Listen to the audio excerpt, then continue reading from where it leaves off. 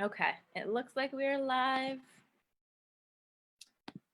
So, and I don't see anybody else trying to join right now. Some weeks I know like most people aren't able to be here during the time. So we're gonna dive right in. So first of all, welcome. I apologize to you and to some of the newer members of the group because I haven't introduced you guys or let everybody know that we have some new members of the group. People have been kind of like joining all throughout. So we've had some new people joining, but welcome.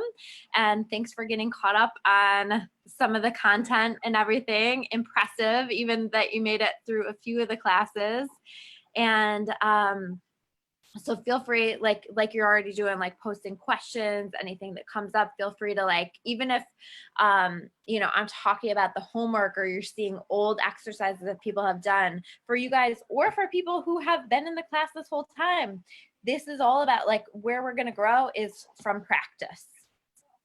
So like, this is what we want to do, is to practice as much as we possibly can. So everything you guys are posting, everything that you guys are practicing, this is all going really well. I say this every week, but I'm just loving what I see with you guys and all that you are doing and the insights that you're offering. And it's really cool to see how people come at it from different perspectives. And that really is like, so the neat thing is that people will like read from their frame of reference, but we can all be reading the same cards and get different messages, but all of the messages apply in some way, shape, or form. So it's really neat to see. Like even when I shared this week the cards that I pulled for myself, I kind of like to hear people's perspectives on that, because like those are different interpretations of how I interpret them, but it's not wrong. Right? It's absolutely accurate. Like all of that really resonated with me for you guys. So like it just creates a more comprehensive reading. So what's really neat is as you guys learn this, if you receive a reading or you know, as we're practicing in here, any messages that stand out to you are part of the message. Any messages that other people give to you, as long as that resonates with you and connects for you, are part of the message. And we want to make sure that we're taking what connects for us and leaving the rest. That's what I always say in my readings, right? So we don't have this expectation that like people who are human beings are going to be 100% perfect. Or I think I shared with you guys last time that one of my mentors said that if people argued enough with the messages that she was providing to them, or if they told her that she was wrong, she would like kick them out of the reading and give them some of their money back. So, you know, that was her approach. I personally think like at the end of the day, we are our own authority. So we want to make sure that we are being our own authority and honoring that above everything else. And that if we are reading for other people, that we are honoring their authority. I think that's really important. So today, what I want to accomplish is really just taking our time together to, number one, learn the Celtic cross. I'm going to talk about some other different, like just cards and things like that I want to add in. But then I want to talk about the Celtic cross, and I want to, during class, actually do a Celtic cross reading for ourselves and really just take our time to connect with the messages and read it. And because I know like we can get busy and it's sometimes hard to do that, and we haven't, at least as a class, read this many cards together. So I would like to do that and to dive in and to practice the Celtic cross. This is like probably the most popular spread, but at the same time, it can be a really confusing spread. So I try to like use different language around that, because in the tarot books and some of the language that they use to describe the tarot spreads and everything are, in my opinion, just not very easily understood. They use like different words, different language, things that just, I think, are hard to make sense of. Like just make it like understandable, easy to use, user friendly, you know? So that's what I've tried to do here with the describing of the cards in their position, because I used to look at the Celtic cross and go, I don't even know what that means.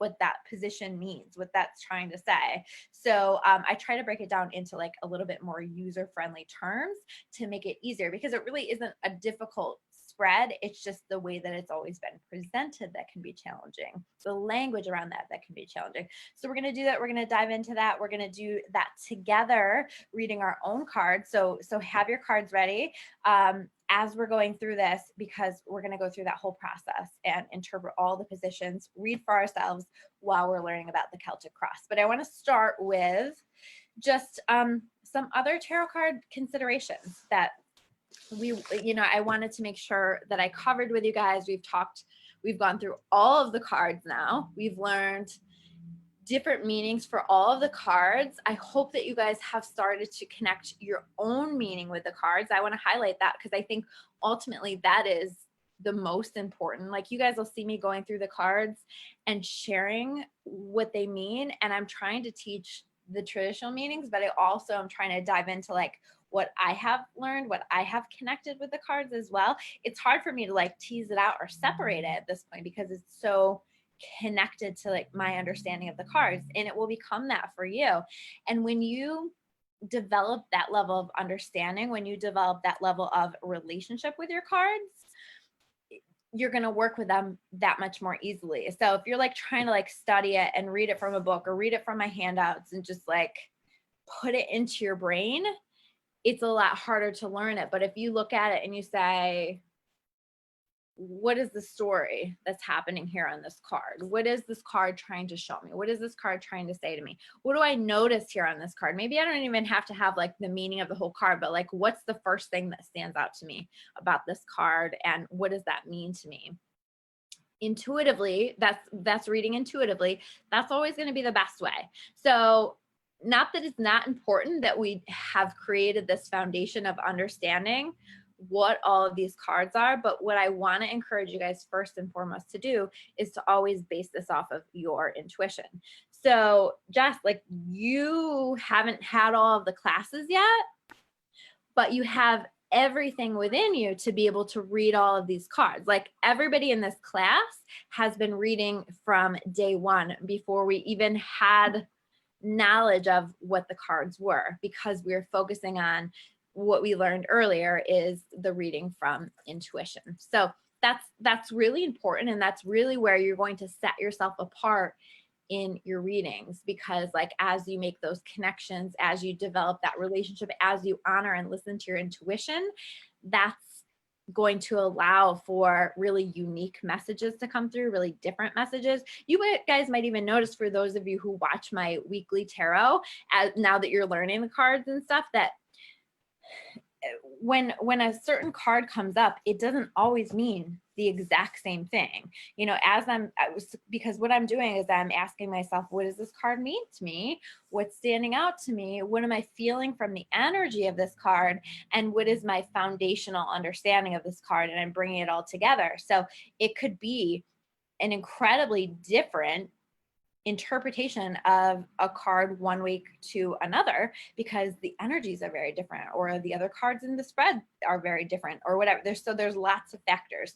So when we let ourselves be in our intuition, when we let ourselves be in our flow, this is where the really magical readings happen. This is where the good stuff really happens. So I want you guys to focus on that. Yes, you have your foundation, but you don't have to study it so hard that it becomes, if it's coming from your logical mind too much, it will actually block you from being able to provide an intuitive reading. Because when we are in our logical mind, we're not in our intuitive mind. And so we're not allowing the messages that are trying to come through. So you'll find, as you relax a little bit more, as it becomes a little bit more autopilot and you just sort of let it flow, these readings will become easier for you too. And some of that comes from practice and learning the cards and all of that, because that creates that, but just let it flow is my point. Okay. So you guys can do incredible readings already right now, simply by feeling it out, even if you haven't committed all of these many cards to your memory. And I can't imagine that you have. Like I told you guys at the beginning, there are still several cards that just like don't fully connect a lot for me. So I don't have a strong meaning for them. So like those are the ones especially that I'm really going to flow with my intuition more when I'm in a reading, because I just don't have like a strong connection with those. So we're going to learn just about some different things that you can, different terms, different things that you can add into readings to kind of like add to it. Okay. So these are things that you can add to any spread that you're already doing, and things like that. So the first thing that I wanted to cover is the term for the person that you're reading for. So sometimes like if you're learning about spreads or you're learning about tarot, if you decide that you're going to dive in deeper with things, you'll hear them talking about I don't even know how you say it, the querent, or the sitter. Okay. And that really is the client. I refer to them as clients because for years I have seen counseling clients, and now I have my coaching clients. And so to me, that's just such a natural word. And to me, like that makes sense, because this is somebody who is coming to you for help with something. Right. So to me, like that particular term makes sense, but you can refer to it as whatever you want. But I wanted to make sure that I cover that more in case like you're reading a book about tarot or something comes up and you're like, what is that word? What does that mean? I always thought it was a weird word personally, but that's what that means. So the significator is basically a card to represent the client and their energy. So let's say that you are going to do a Celtic cross spread like we're going to learn today. You can pull an additional card off to the side, and you're going to just set the intention when you're shuffling that you're looking for the significator. And the significator is going to just tell you about the client, like about their energy currently right now, or something about them. So for example, you're setting your intention, you're going to pull that, you pull the Queen of Pentacles, that might represent somebody who is a female entrepreneur, or somebody who is very grounded and earthy, somebody who's very kind, very loving. It might represent an earth sign. It might represent somebody who is just very successful in the things that she's putting her time and energy into. So like that kind of stuff will come through. A lot of times you will get something that very clearly represents a person when you're pulling a card for that. So like, let's say that you're pulling for that and you pull the strength card. That might tell you like, wow, this person has really been through it and come out the other side incredibly strong, incredibly resilient, and they have an understanding of their strength, and they might need that reminder once in a while, but this is somebody who's really strong, who's been through it, who is kind of the epitome of resiliency, right? So that's an example of how that might show up with the significator. So basically that card is like telling you something that you need to know related to the focus of this reading, just about this person that is sitting in front of you. Okay. It might be about their current situation. It might be about them, who they are as a person. It might be in relation to the particular focus. So let's say, for example, they're asking about a relationship. It might tell you where they're currently at in regard to like their level of readiness and their energy that you're putting into relationships. So that kind of stuff. Another card that you can kind of pull off and set to the side is a theme card. I've talked about theme cards a lot here because I use them a ton in my readings. It just really helps to make things clear, especially if, for example, you're doing a reading for somebody and they just want to know, what do I need to know for my highest and best good? The theme card might tell you about a major focus of their life at this moment. So like, let's say that you pull a Wands card, that's going to maybe tell you that a big focus that they need to be focusing on right now is in connection with their work, their life's work, what they're putting their energy into. So it'll tell you a little bit about what current themes they have going on in their life. I just find a lot of benefit to theme cards. I think that it just makes things so much more clear. You can pull one, you can pull several. There aren't really rules here. So you get to like decide, do I want to, maybe I pull a significator card or a theme card and I'm like, that doesn't fully give me the information that I'm looking for. I don't quite get what this is trying to show me or how this is interacting with all of the other cards that I'm seeing in the spread. So let me pull a couple more cards to just give me a little bit more clarity on that. So you always are welcome to do that. And this helps you to just clarify things and get more information. It'll help you to see themes. It'll help you to see more about what's going on here. So the next card that we would have would be, get my deck out. So let's say you do your shuffling, you get ready to do your reading for somebody. And if you wanted to pull a shadow card for them, you would pull the card off the bottom. Okay. So for me, the one I just pulled is the star card. Okay. The card off the bottom of the deck after you're done shuffling. The shadow card is representing sort of like, think about it under, right? It's under the deck, the underlying energies that this person has going on. So an underlying influence, an underlying energy, maybe something they're not consciously aware of or that they need to be made aware of, you know? So for this, it might be you are so much more connected to your light than you realize, or you have the ability to be really successful, that kind of stuff. So that can be a really fun, so you do that at the beginning before you pull other cards, and that can be your shadow card. Now, the next card, without shuffling again, would be the sky card that you can pull. And the sky card, so I've got the 8 of Swords, right? This is like, they call it the sky card because they say it's like what they're flying through right now. So like, I always see that as like their current situation, but like what they're successfully flying through. What are they successfully navigating? Okay. So if we're talking about pulling this card, we have the 8 of Swords here. You know, I might interpret this since this is about like, what are they successfully flying through? Releasing things that are holding them back. And I might combine that with the star card, right? Like you're releasing things that are holding you back and you are beginning to connect more with your light. You're starting to recognize your ability to shine and to do good in this world, or whatever that is, you know, whatever it is that I'm feeling, but I might use those two together. So as much as like this seems like a tougher energy, when it's the sky card, it's really saying like you're navigating this pretty successfully, so good job, and this is what you have going on, but you're doing a good job here with that. Now, clarifying cards are clarifier cards are exactly what I was talking about a few minutes ago when we said that you can pull additional cards. So what you would do is you would pull your whole spread, right?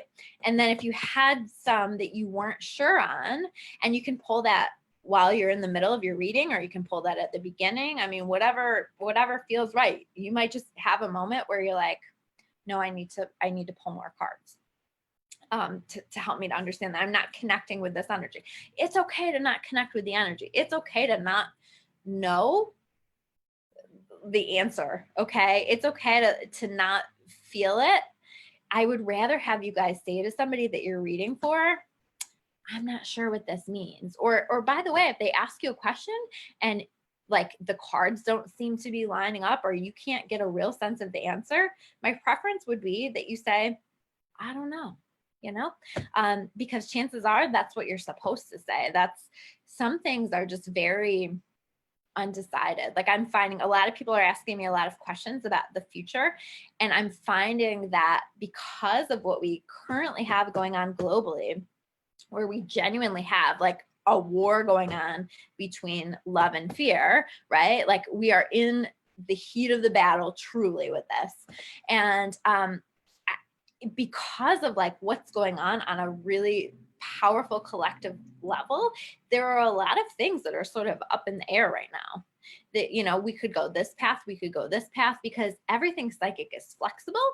And you know, especially when there's big stuff coming up or big stuff that we have going on, it really depends on choices that different people make. You know, somebody could come in and ask me about a relationship and I could give them one answer one week.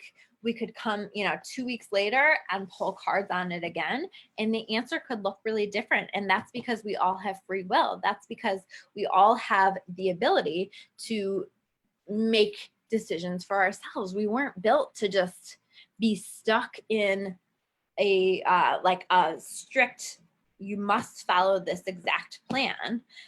We have free will. That's what we're here for, is to explore. Yes, do we have certain events and certain things that we're sort of destined to experience and that we're destined to have manifest and develop in our lives? Absolutely. But our free will can make those experiences more pleasant, more successful, can shift it, can change it in a lot of different ways. So we have all of that going on as well. So when you are reading for somebody and you're not sure what the answer is, it may be because that's not decided yet. That's not clear yet. Maybe some things have to happen in order for that to move forward. So, and you can also have a solid answer. And then, like I said, 2 weeks later, that answer could look different. And that's not because you're wrong the first time. That's because different choices are being made and it's changing the course of where that's going. Right. So we have to, number one, like, be kind to ourselves and not be hard, like, oh, I was wrong. When somebody tells, oh, well, that didn't happen. Well, maybe that's because through receiving your reading or just through their own free will or someone else's free will, that changed the course of where that's going. All you guys are tapping into is the current trajectory of where things are going. So, and I've literally, like I said, watched this shift and watched this change. I've watched it change over the course of a session, where at the beginning I had a vision of one thing, and at the end I had a vision of another thing, because some things connected for somebody and they changed the way that they were perceiving things. They changed their mind about how they were going to approach things. And so it created a different path. So that's incredibly powerful when it can happen in that short period of time. But quite frankly, that's part of the point of doing these readings, is to say, this is the path that you're heading on. Is this where you want to continue, the path that you want to continue on? And if you don't like the answer, what do you want to do about it? Right? It really can be incredibly empowering. It's not, we never want to sit with people and say, well, this is what it is. So, like, you're stuck and this is what it is. That's no, like, we have so much free will, and let's use it to empower people instead of saying, like, this is what it is. And sometimes, people won't want to believe you, and will struggle with that. But I've certainly had enough experience with this where I'll get messages from people later and go, oh, when you said this and that, like, that really didn't connect for me, and I didn't understand how that would happen, but it did, and now it totally makes sense, and now I understand why that happened. And so sometimes it just won't make sense in their current reality, but later on it will. I've had that experience myself. When I first had a reading with somebody and she said, like, why are you just, because when I first started with clarity, I was, as much as, like, I had done all this psychic development, I was seeing auras, I was connected to angels. She didn't know that, by the way. And I was basically doing, like, life coaching only, and I was basically without the intuitive focus on it, and I was basically just doing hypnosis. And she was like, why are you not doing readings?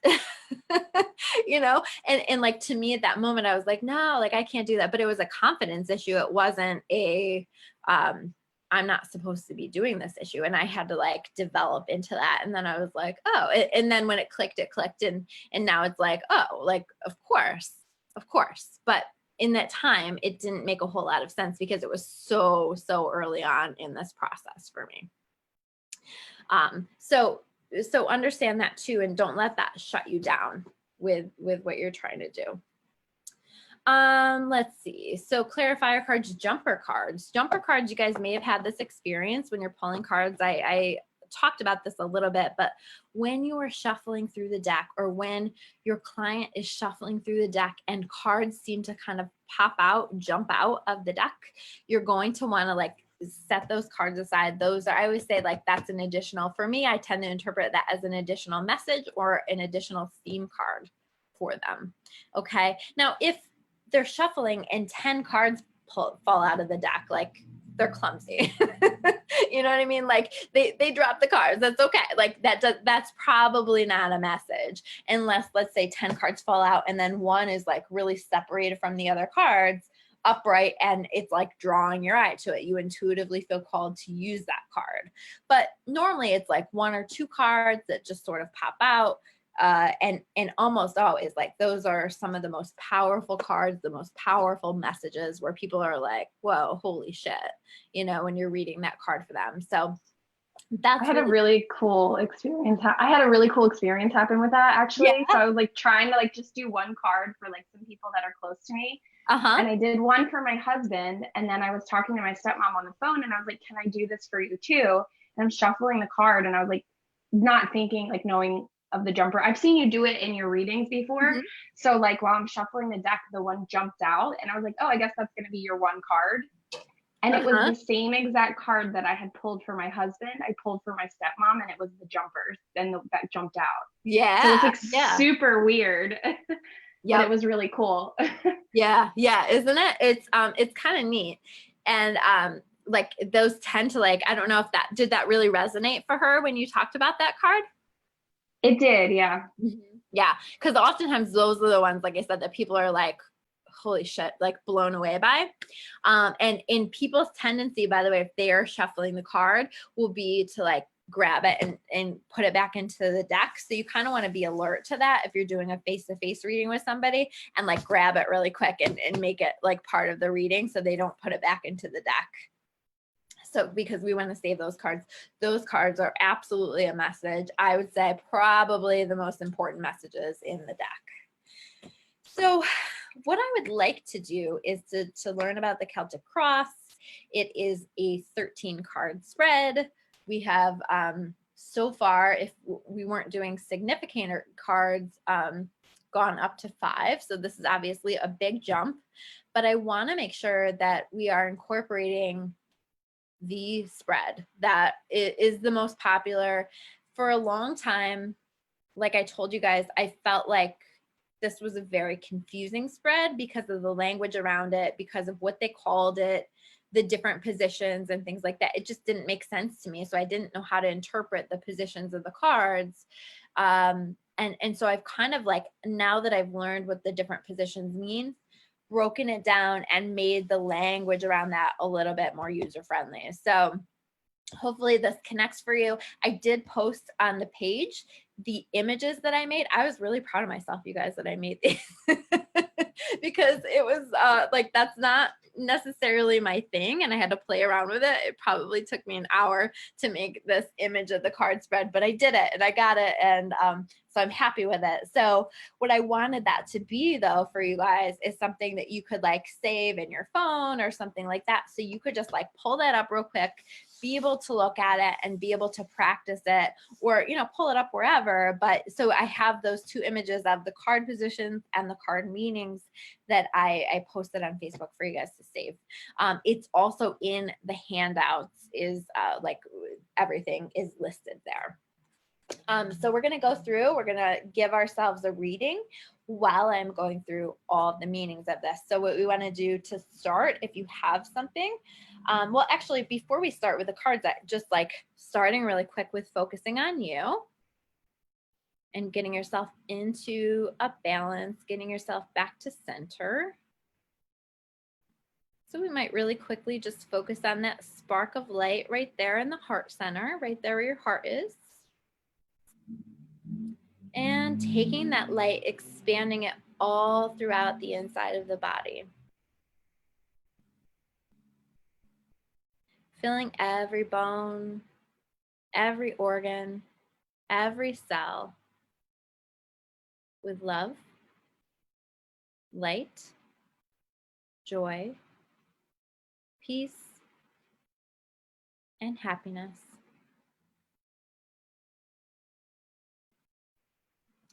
Just even setting the intention that that light is dissolving any negativity that exists, anything that's ready to be cleared. And then we can take that light and expand it all the way outside of the body. So just imagining that light and expanding it outside of the body, creating a bubble all the way around you, all the way above the head, all the way below the feet. Completely filling yourself and surrounding yourself with love, light, joy, peace, and healing. And again, setting the intention that that light is doing its job to dissolve any negativity, to filter any negativity, creating a positive and powerful energy for us to be able to read from. We will set our intentions that we are connecting only with energy that is of the light, that we are providing messages that are helpful, healing, or preventative only. And I like to add in that we are connecting only with high level, high vibrational guides. So you can just already like feel your energy. I really needed that today. I've been really impacted by the collective energy. Yes, I'm outside of Philadelphia, so yeah, I totally get that. I needed that. Thank you. I imagine. Yeah, it's such a heaviness, and I like. It's funny because I've known it, and so I'm on Facebook obviously to do this class, but I said I was going to take a little break from it just because I need the space and to like get my own energy back because it all feels incredibly collectively very heavy. But it's funny because you don't realize how heavy it is, even though I knew it was heavy, until you do something like that. And you're like, oh my God, I already feel lighter, right? I'll probably go home and sage myself even, like just to help assist the process. And I've been doing Epsom salt baths. I'm doing everything to kind of just bring that back into balance because I'm such a sponge. So many of you guys are a sponge. But why we do that at the beginning is, and you can start your day like that. You can start your readings like that, but it's a really great way to like just bring yourself back to your light, because the higher vibrational you are while you're doing your reading, the closer you're going to be connected to your intuition, and the closer you're going to be connected with intuitive messages that are from the light, right? If you're doing a really low vibrational reading, like you're in a really, really bad place, and you're trying to do a reading without resetting the energy, that can give you all kinds of messages that can be accurate, but aren't going to come from the light, and maybe are going to have a lot of fear attached to it. So you can recognize that every once in a while, like I'll get that and it'll be very fear-based, and I'll kind of recognize that and tell the energy to hit the road, because if a message is coming through and it's fear-based, it's not of the light. And most of the time the intentions, by the way, will filter that out. But anyway, so that's why we do that. And then I'm going to take my quartz crystal. This is what I like to use. And I'm going to I kind of just do this on top, and then I tap 3 times. And that is my intention, that I am clearing the deck. I'm releasing any energy that is my own on this deck. Or in this case, I am reading for me. So I'm clearing any energy that has been anybody else's and allowing this to connect with my energy. I am just thinking about in my mind. So we might think in our mind right now, what is our intention or our question? Is it, what do I need to know for my highest and best good right now? Is it, what do I need to know about this particular area of my life? I would make it like a little bit of a broader question for the Celtic cross, but you can make it a focus if you want, like a particular area of your life or a specific question, but just allow the question to be kind of broad. That seems to work best with the Celtic cross. Okay. Setting your intention, just taking your time, setting your intention. And then setting your intention in terms of how you intend to shuffle, and are you going to add in, maybe while we're doing this, like you're not going to add in any of these extra cards that we talked about today just yet. You might add those in later. Maybe you're just going to start with the first 13 cards, but how are you going to choose your cards? Now for me, what I'm going to do is I'm going to be shuffling these and kind of like flipping them as I need to, shuffling them again, shuffling them till they feel done. And then I'm going to see what cards kind of float up as I am shuffling. So taking a minute to get shuffled. Take your time while you're shuffling. There is no rush.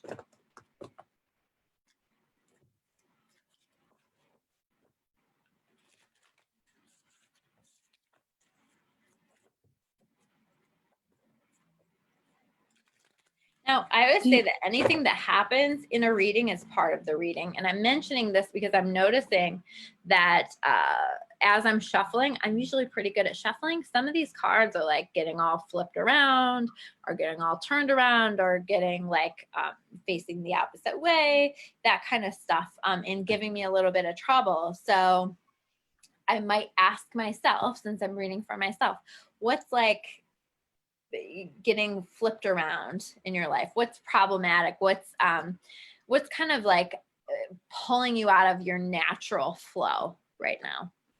Okay, so that might be part of. As soon as you start the reading, anything that happens is part of the reading.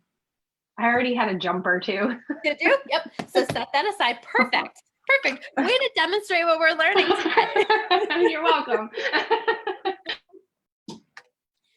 So we will then begin. So what I'm going to do is just kind of start to choose my cards. Now, the first card that we're going to lay down, if you guys can look at the image, is going to be at the center of this cross-like thing. Do you have the image by chance from the? Okay, perfect. So the center of the cross, that it's hard to see it under the card that's going to cross over it. So that is. So that. you don't. Sorry, I have a question. So you don't always pull from the top, like you don't always pull consecutively from the top? You can. So what I would say is, Okay. like, if that's your intention, just let spirit know that. In fact, that's how I do that with some decks, because some of my decks are, let me show you. Ooh, I just had a jumper. Let's see. Like my prayer deck, these cards are, the stock is like not as glossy. And so it's harder. This deck isn't as bad as some of them, but it's harder to like get them to stick out and to get a message from it. This deck I can do it with, but some decks, like, it really is like very difficult to get one to pop out. They stick together, and I find that's difficult. So what I do is, with those decks, I'll set the intention that I'm just going to be pulling it right from the top, you know? So how I would do that would be, one would be in the center. The second card down would be number 2, and I would just go in order. Okay. You can absolutely do that. I used to do that every time for all of the cards, and then I started to do the cards, that floated up. Just because I like the way it feels. I don't know. It just feels better to me. So I switched over to that. And so number 2 is going to cross over number 1. And sometimes people like to put these cards face down to start and then flip them. Some people just flip them up. I feel like it's just extra work, so I just keep them flipped up. Now, number 2, I tend to read any cards in a spread that go horizontally as always upright, so that there's no confusion. Okay, so that way you're not trying to figure out, like, wait, what is upright and what is not. And then you can go through. Number 3 is going to go right at the bottom, right below that 1 and 2 card, the bottom of that cross.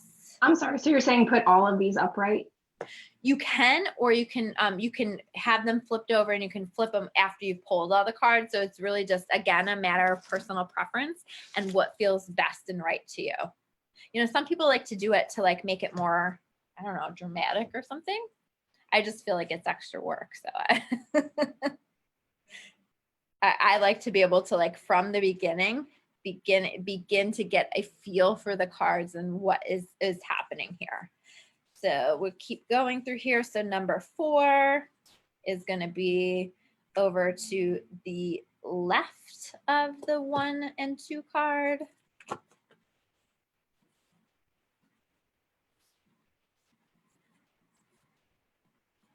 Number 5 at the top of the cross, so above that 1 and 2 card. And as you see, you need more space for these cards. So again, if jumpers come out, set your jumpers aside.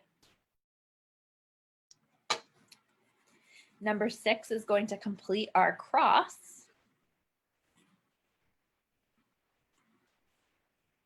And again, taking your time, it might take a minute for cards to come through, to rise to the surface. And then we're going to move over to number 7 is going to be, there's a row that's going to be next to this cross. You guys can look at the image so that you can follow along with this. So number 7 is going to be at the bottom of that row.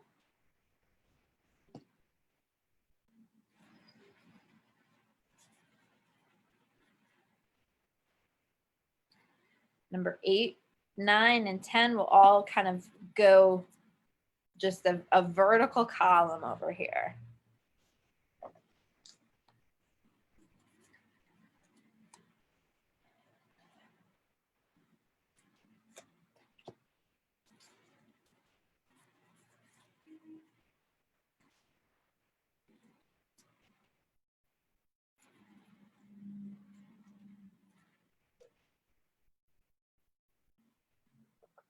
So again, just taking your time.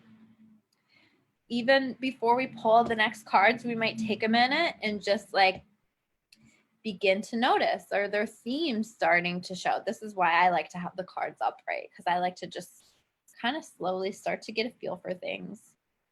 What stories are being shown here? What themes are showing up? What am I feeling with these cards? I'm noticing anything that's repeating, anything that majorly stands out.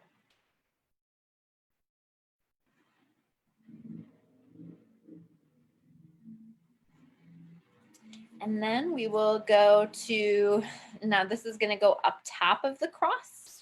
So we're going to do 11, 12, and 13. So 11, 12, 13, and this is above the cross.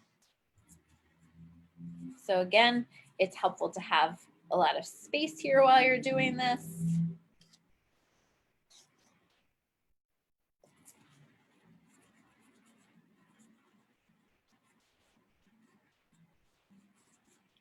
Boy, whoever I'm reading for is going through some shit right now. I see that theme.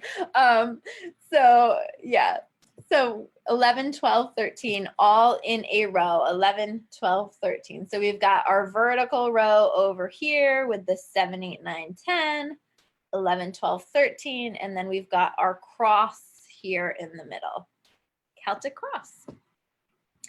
Anybody who, you know, really like does tarot and stuff, this is going to be the spread probably that they know about. Although, you know, it's funny, like people know the name of it and stuff, but I find like there are a lot of people, especially if they're not traditional tarot, like they haven't trained and studied for a long time, they have found this confusing, so they don't use it as much. But it really is a great spread. You'll see how it's pretty helpful for situations when we're wanting to understand a lot. You know, if you wanted to ask about like some little tiny question, let me think about like a silly little question, like, you know, should I call in to my job today? Okay, like that might be like a question that we might, that was one of the questions that I used to ask when I had a boss and I had a job and really wasn't feeling the energy of that. So should I do that? Like, you're not going to use the Celtic cross for that. Like this is too much information, and your guides are going to be like, don't waste our time. Like, get a yes or no, you know, listen to your intuition. You probably don't even need to pull a card on it, but if you want to pull a card on it, do it. But like pull 1, 2, 3 cards, don't pull 13 cards. But so this is going to be something that's a little bit bigger, something that you're going to want to understand and flesh out more details too. So we're going to go through and read for ourselves while we're doing this. And so obviously, like, you guys don't need to share what it is that you're reading, but I want you to just really make a solid effort to connect with your messages. And I don't want you to look at your notes here with this, okay? Because like I told you before, this is intuitive. So yes, if you want to go back after you've intuitively interpreted this and look at your notes and receive additional messages, because it works pretty magically that way, go for it. But I want you guys to do this from your intuition and from what stands out to you and from what you like just have already connected the meanings with. Because like I said, there's no way you memorize all of these unless you are like amazing. Your brain is way more amazing than mine if you did that. But like, so from what you know, what you have already, and then you can go back in and look up the meanings after you've done this. So we're going to start with number 1. And what I usually do when I'm doing this reading is I'm going to just move number 2 off to the side so that I can really get a good look at number 1. Because as you see, number 2 is really crossed over number 1, and it makes it difficult to really connect with the imagery and what's going on here with the card.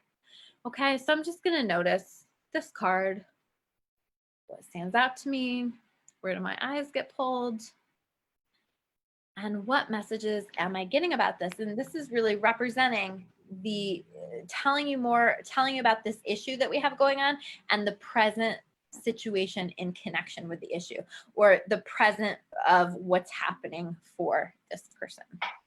So say you're doing a reading for a female or a male and you're getting either the opposite sex reading. So like say you're reading for a female like myself and I'm getting like a lot of male cards, you know what I mean? Like what, how do you interpret those things? That's a great question, because so, you know, let's say that you got a theme of like, you just happen to notice that like, wow, that's a theme. Like I'm pulling so many knights, kings, pages, you know. First of all, like I do want to point out that like there are a lot more masculine based energy cards, which I do not appreciate, but it's whatever. So like some of it is just going to be that that's the way that the deck is designated, right? Because like, for example, we don't have a female version of knights. We don't have a female version of pages. Like pages just are more connected with any energy, but most of the time in most decks, you'll see that be represented by a male. Not always. Some of them are actually represented by female energy. And then like knights are almost always represented by male energy. So you know, like take that with a grain of salt in terms of that showing up, but also you might notice like, wow, like there's a lot of masculine energy here in this spread. So I might interpret that to say that that is telling me something about this person. Like, are they very much, do they have more of a masculine, logic-based, left brain type energy? Is there a message that they need to embrace more of the feminine energy? Is there you know, is spirit acknowledging that their strengths are really based in a lot of their masculine energy, right? Like they might be, some people are just naturally built that way. Like there are some people that when you have to develop and establish a logical plan, because there is benefit here on this earth to have like your ducks in a row and to think logically and to develop plans from a place of logic. There's going to be some people that you go to that bring more of that energy. So that might tell you that about that person. So you really want to ask yourself, like, what is this telling me about that person? Or the opposite. And this can be even more significant because there are fewer female based cards, you know, like let's say that you're pulling like 2-3 queens for somebody for a male throughout their Celtic cross spread, you know, throughout only 13 cards, that might say to you like that they are more tapped into the divine feminine energy, to their intuition, to flow, to sensitivity, you know, to all of those things that, because feminine and masculine aren't male female necessarily, you know. Do males tend to be more connected to masculine energy as a whole? Yep. And females to feminine, but we all have variants of both within us. And you know, like actually it's interesting, my astrology, when I had an astrologer do my chart, he said it's so interesting because your energy is 50-50 masculine feminine. He's like, it's like perfectly balanced. But you know, so like different people are going to have different elements of that. So that might be telling you something about that, or asking yourself, like, what does this mean? You know, maybe for you're pulling that a lot of nights for a female. Like, is she too focused on male attention, male energy, male, like, is she putting her needs too much in that person? So it really depends on what the spread is, what you're feeling, what the cards around it are. But does that help a little bit? Okay. So, Yeah, definitely.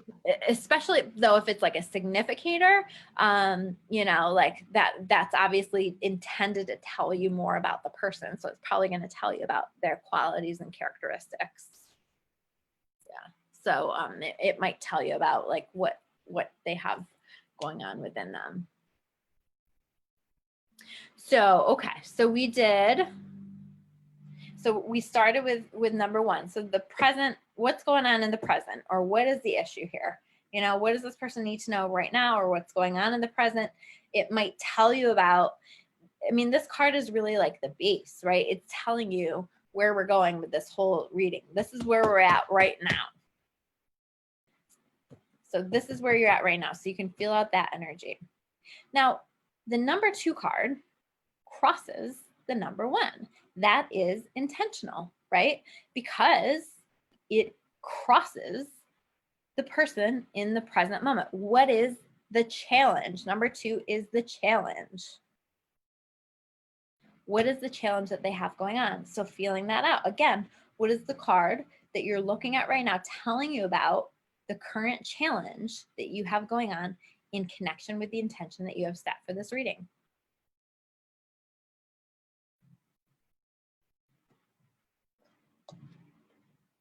And again, I tend to not read that upright, you know, or reversed, because that just gets confusing. A lot of readers do that, where they just assume that it's upright, no matter what way it falls. Number 3, so we're going to come down here to the bottom of the cross, is the past.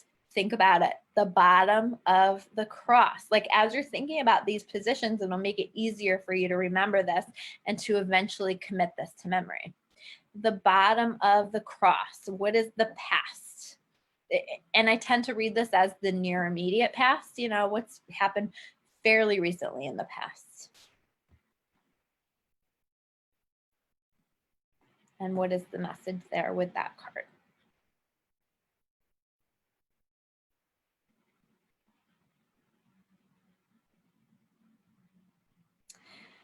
And then we have card number 4. So we're going to come over here to the side of this cross. So the next card, we go from the past and then we go to the future. We're going to learn more about the future later, but the future card, where is this going in the future?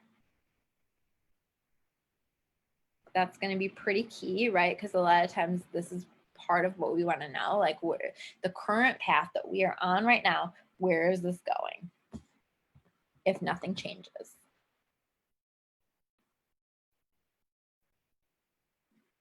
So getting a feel for that card, what stands out to you, what does that feel like? How is that working with the other cards that are around it? Are there themes? Are there repeated messages?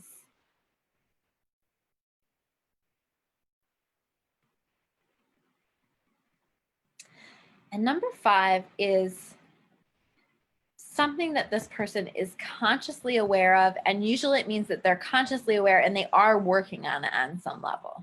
Okay, so this is going to be the card where they're like, oh yeah, like that makes sense to me. I'm aware of that. Yes, right. Yeah, maybe I've received that message from my guides before. I've been feeling like that message is true for me. Yes.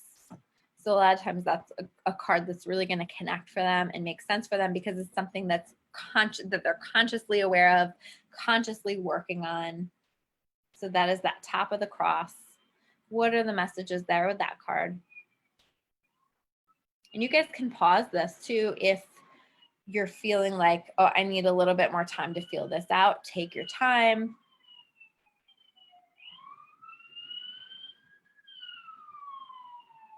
So now I have a fire truck going by right now, right? And I always say, so anything that's part of a reading is part of a reading. So, you know, what does that mean as we're reading this card? Is there a crisis? Is there something to be aware of? Is there something to be alerted to? Maybe it's just emphasizing this card as being very important for all of us. Okay, you see how I'm working that in. The next card that we have here is the unconscious. That's number 6. Now, this is the card that, you know, sometimes people will be like, no, I don't get it. Right? Because it's something that like they're unconsciously working through, that they either are pushing away, that they are not wanting to acknowledge, not ready to acknowledge. It's not usually not ready in terms of like their past, because it wouldn't be coming up if they weren't ready to receive the message, but maybe something that they're just not conscious of, that's trying to become conscious for them, something they need to focus on, something they need to be more aware of in regard to the situation that we're reading for. So number 6, the unconscious.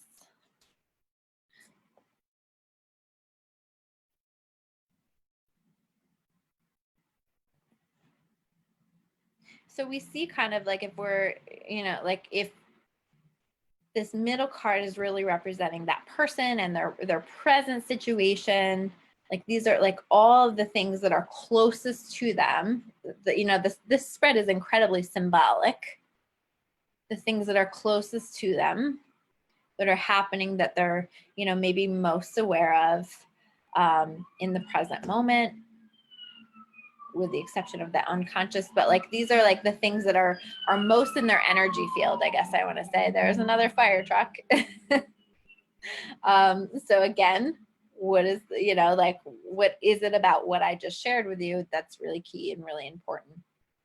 So the next cards that we have here are, we're going to go over here to the right hand side, this right hand row, and we're going to start with the bottom card on that row, and that is going to be connected with advice that Spirit has for you. This might be like, what do you need to be focusing on? What do you need to be working on? How do you move forward with this? What is the advice? Just taking a minute to connect with that.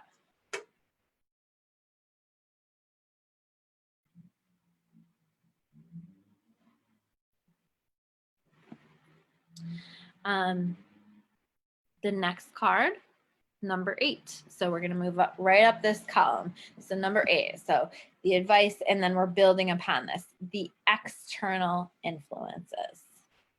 You know, what are the outside influences that are impacting this?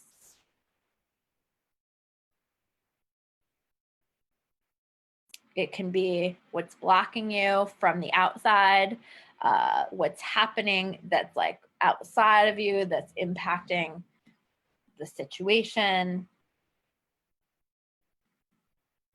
So the external influences, see if you can get a feel for that.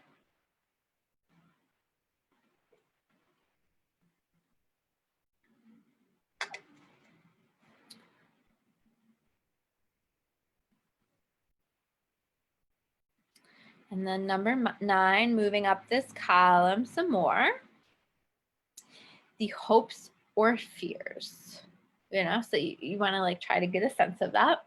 Usually you can get a sense of the vibe, like, is this like somebody who's really in their light and they're feeling very hopeful and excited about this? Or, you know, is it more fear-based, more fear-connected, and like, are there fears that they need to work on releasing?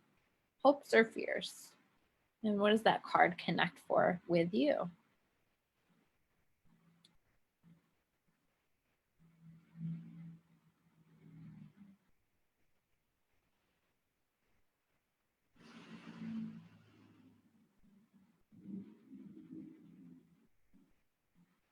And really just letting yourself take your time. And even if you're reading for somebody else, it's okay to like sit there and look at it and feel it out. You don't, I used to feel like I had to rush so much and just fill in the space with talking. And sometimes I like to just really get a sense of the messages, get a feel for it before I dive in with it. That can be nice sometimes, like when we're doing like recorded or email readings or things like that. Sometimes that's nice because you don't feel that same pressure. You can sort of take that time. Like when I'm doing email readings, I do a voice recording of them. And so like I can just sit there and I can look at it for a few minutes and get a sense of that before I hit the record button, just to feel it out a little bit extra. That's one of the things I really like about doing those readings. And then we're going to move on to number 10. So this is the top of that vertical column on the right. This is the outcome. Okay, so this might be, you might look at this and how is this connected to the future card? You know, how do these two connect? Because these are going to be similar in a lot of ways, but where is this going? What direction is this moving? What's going to happen if this continues on the course that it's on currently? If nothing changes, how does this interact with the future card that we've pulled? So that's that number 4. That's the left-hand side of the cross. How do these two cards interact with each other?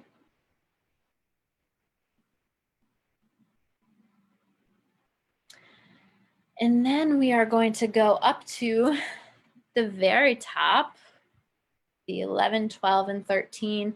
And these are,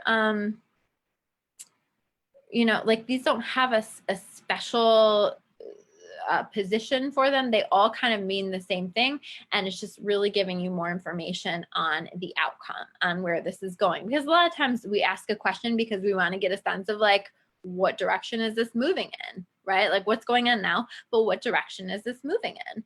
And so, you know, taking a look at where is this going? Number 11, number 12, number 13, these 3 cards that are at the top, where is this going? How do these 3 cards work together?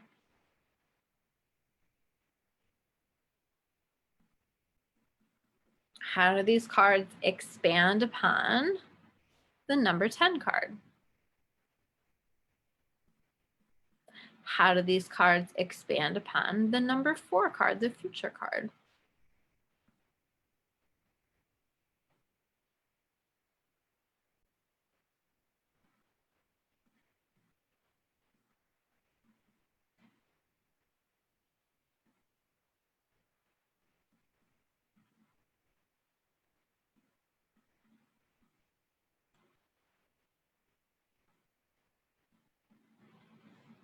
And just letting any messages, and you might find as you're reading that messages come through that have nothing to do with the cards. You just have a thought that comes through that you want to add in to the reading. Huh, there's somebody walking across the street wearing horns right now. So perhaps that's, like I said, everything's part of the reading, like literally wearing like ram horns on his head. So only in Elmira. You know, it's interesting because they look like the horns that are on the devil card that I have. So we might take that as an additional meaning if that connects for you guys as well. You know, where are you holding yourself back? Where are you more stuck or keeping yourself stuck when you don't have to be? You know, where are you not recognizing your own power? That is a message for all of us. I wish I could. Maybe I'll try to take a picture and post it. Let's see. Let me try to get it. He's like way across the street, but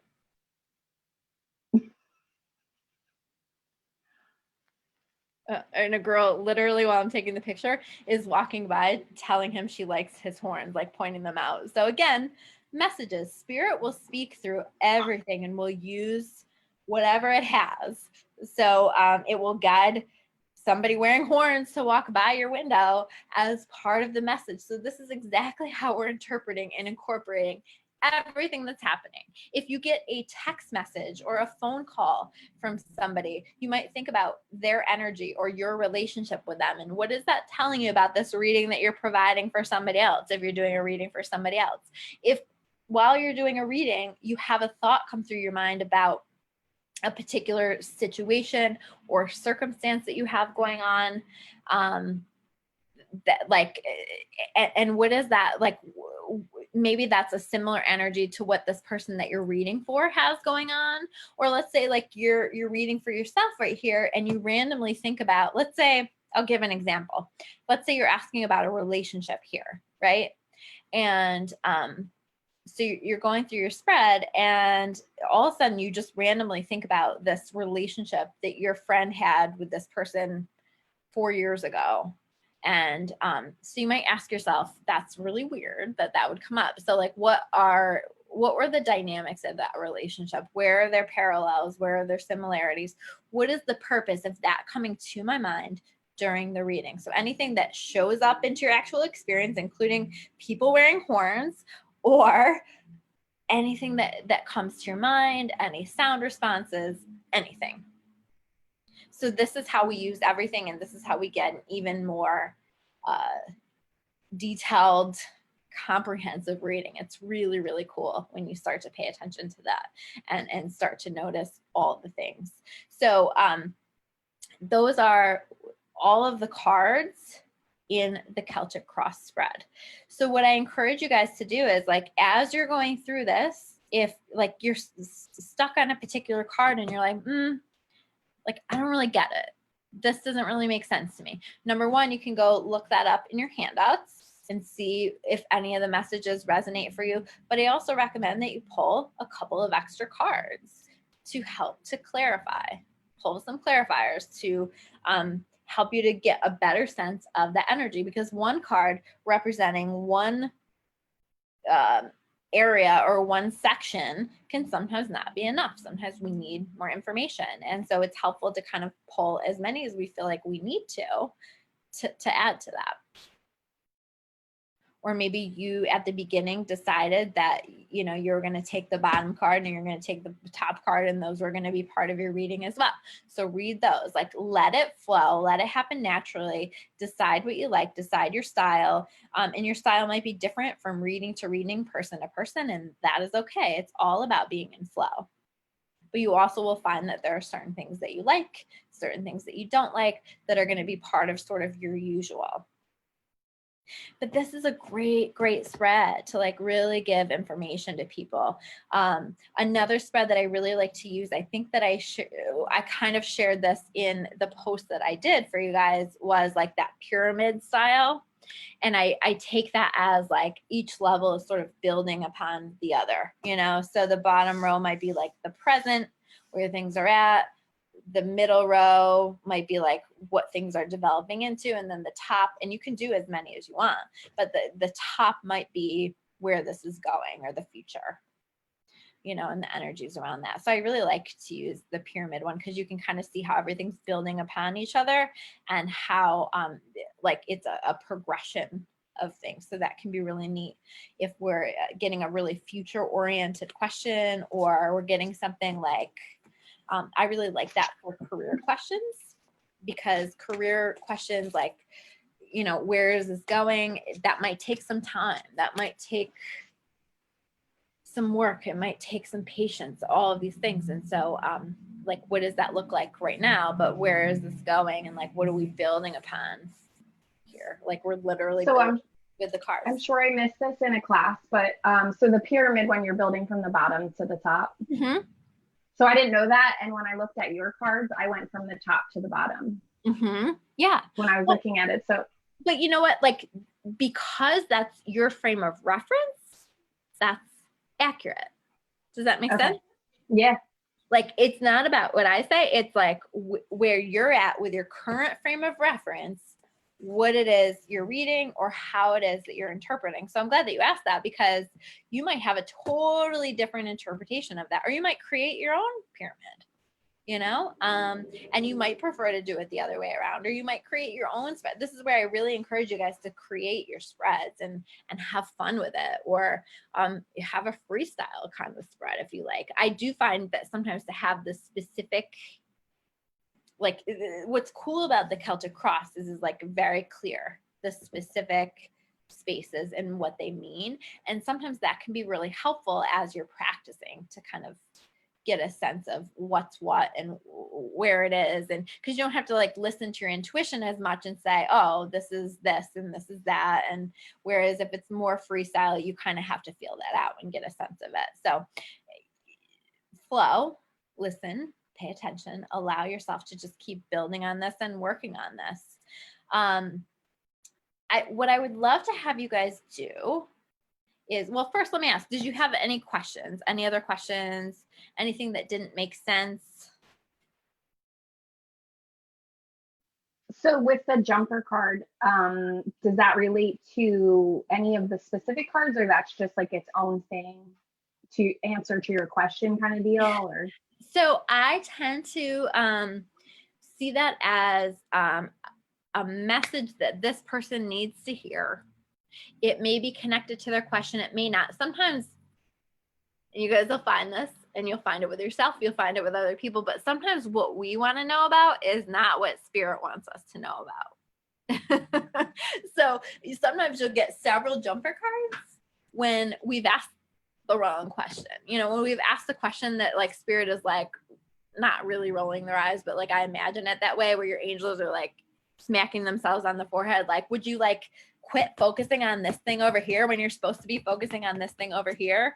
So especially if I get several, I tend to take a look at that and go, you know, is there something else that they need to be focusing on? Or you know, maybe we should have asked a different question, or like, so spirit will get that message through. Sometimes that'll happen where the spread that you pull apparently seemingly has nothing to do with the question, and that's because probably it doesn't, and there's a better message that spirit has for that person. That can be kind of frustrating for people sometimes. I always feel bad when that happens, when someone pays me to do an email reading and I'm like, I know you asked me about this relationship, but they want me to tell you about this. You know, but like I honor it because I trust that we get the messages that we need and not always the messages that we want. So sometimes I did want to share this jumper with you, because actually it's one of the ones that you talked about. I forget which class it was. One of the first 3 classes, and you talked about the death card being super scary. Well, in this deck that I have, I think 2 other people in the group actually have it. It's the Light Seers deck. Mm-hmm. And the death card is actually death and rebirth. Oh, I love that. See that? See, that's beautiful. I really like that deck. I have to get that deck. So it's like, yeah, it's like the Reaper kind of look, but like also like it can be death or rebirth kind of look. Yeah. So I really like that. It was very, and that was my jumper. Portal energy. That's your jumper. Yeah. So that's beautiful. And it's so much more comforting. I really like that. Like if I were to create my own tarot deck, that would be one of the things that I would do, would be to change the energy around some of those in a similar way. I really like that. Because like that's how I tend to interpret those, and I don't like for people to feel scared.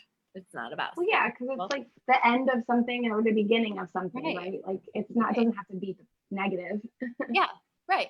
And endings can be sad, and we have to work through it. We have to grieve through it, right? Like even like positive endings. Like I'm like not the best at change and stuff. So even when I started here at Clarity, and I transitioned out of my old job. It's so funny because I did like 1 day a week. I did a few contractual hours because I'm just like, I need like a slow transition. So I did like the slowest transition ever.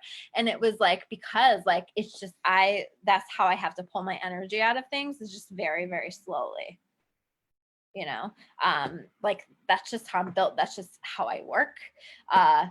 So I'm not sure what my point is with that. I don't remember what I was talking about.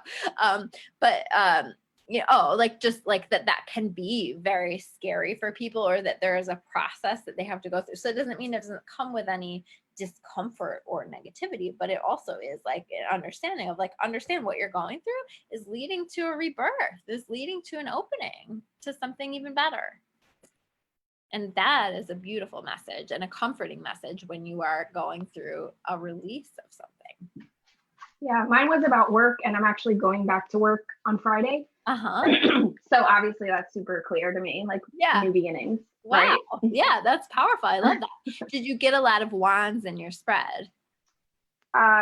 Yes.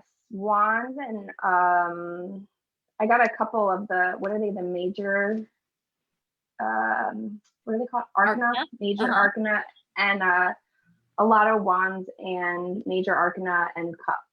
So that makes sense to me. That makes sense to me, right? The wands representing work, right? And then the cups representing filling your cup, representing connections, representing being in flow, any of those things, like whatever this is. But, you know, like it doesn't surprise me that you especially had a lot of wands. So you might look at that, even if you didn't know that person's intention, because sometimes people don't tell us their question. They hold it in their mind. I kind of have, I used to not like really push that, but now I just like ask people outright, like, tell me your intention, because I'm not a huge fan of people coming in and just being like, I'm going to just sit here and I'm going to pull my energy close and I'm going to see what you can prove to me. And I'm going to see what kind of show you can put on for me. I'm not into that. Like, I'm not here for that. I'm here to like deliver the messages. So let's work together. And so like, I just now blatantly ask people, I don't give them the option of like holding their intention back. And they might be more, it's okay for them to be less detailed. That's okay. But so in those situations, if I'm seeing a lot of wands, I might go, oh, okay. So you're wanting to know something in connection with your work, you know? So like that, they might give you varying levels of information about that, but it's okay for you to ask questions. It's okay for you to ask for them to expand upon that. We don't want to like push people like to the point of being uncomfortable, but I personally have never wanted readings to be like a show or like a performance, right? Like that's not what I'm here for. So I don't like mess around with that. And it also will keep people's energies very close. But anyway, like another tangent. But any other questions that you have? No, I'm good. I'm really good for tangents too. Sorry. Yeah, no, this is why I like to do the live class as well, because I could just sit here and record it and stuff. But number one, I like to like have the energy. But number two, I really like to hear your questions, because if you have these questions, other people have these questions, and it gives me a chance to address it. So I think, yeah, I'm glad I was able to hop on a live one, because next week I glad won't be able here. to. And I came late. So thanks for the welcome and thanks for doing this. It's awesome. Yeah, thanks for being here. So you guys let me know how you're doing with your Celtic cross. You're more than welcome, if you would like to share your image of your Celtic cross, and like the rest of us can add in our thoughts and interpretations of that. That would be a great way to practice further.